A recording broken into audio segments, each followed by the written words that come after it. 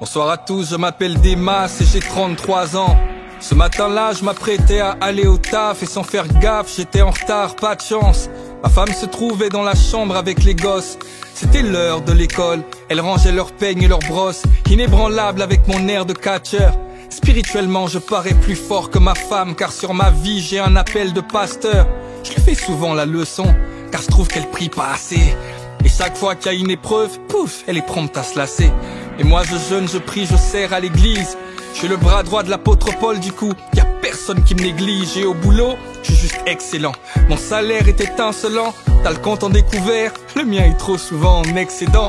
Et quand je vais sur Instagram, c'est vraiment trop fort. Les gens sont fortifiés dans l'âme, parce que je suis tellement profond. Car j'ai un grand appel au ministère, un grand appel prophétique. Y'a que ceux qui manquent de discernement, qui sont trop sceptiques. Mais peu importe la famille, chacun sa grâce, car Dieu élève qui il veut. En tout cas je sais ce que je vaux, et faire son œuvre c'est ce que je veux. J'ai un appel des nations, je dois voyager dans le monde entier et faire toutes sortes de bonnes actions.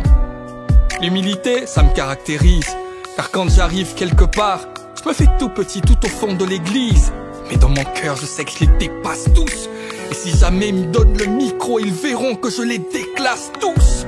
Dans ma vie j'ai pu avoir ce que je veux, y'a que ma femme qui est pas à la gloire de Dieu. Écoute, ça fait partie du package, c'est l'institution. De toute façon avec la gloire, mais y'a les persécutions. Ce jour-là je lui ai dit dépêche-toi, car on va être en retard. Elle me répond t'inquiète pas chérie, je suis sur le départ. Je fais dans la douche pour ajuster une dernière fois mes contours. Et puis j'appelle ma fille aînée pour qu'elle me parle de son cours. La première fois, elle ne me répond pas. La deuxième fois, je lève la voix et j'aboie, car après tout, je suis le roi. La troisième fois, elle ne me répond toujours pas.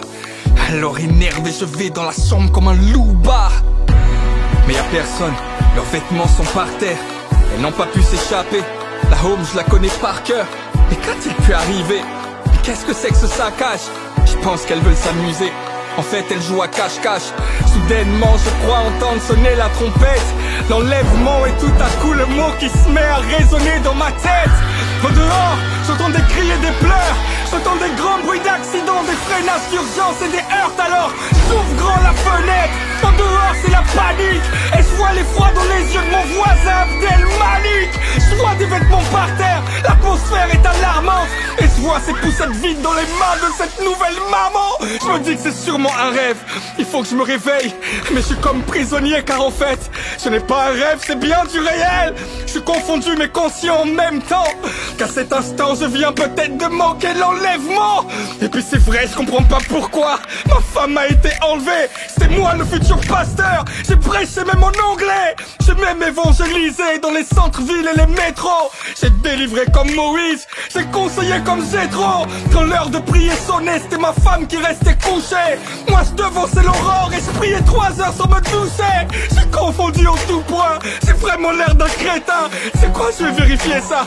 Je vais appeler des amis chrétiens.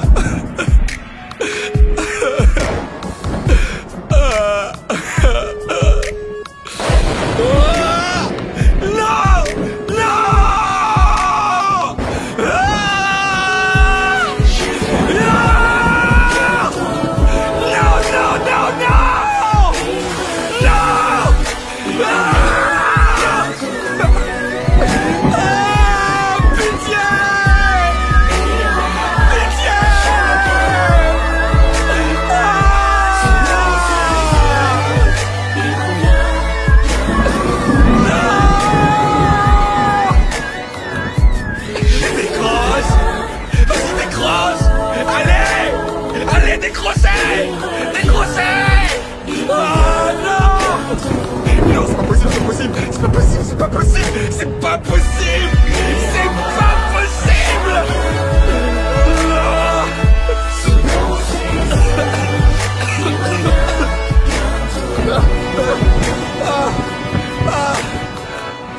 Jésus revient bientôt. Il revient bientôt. J'aurais dû garder mon cœur. J'aurais dû garder mon cœur.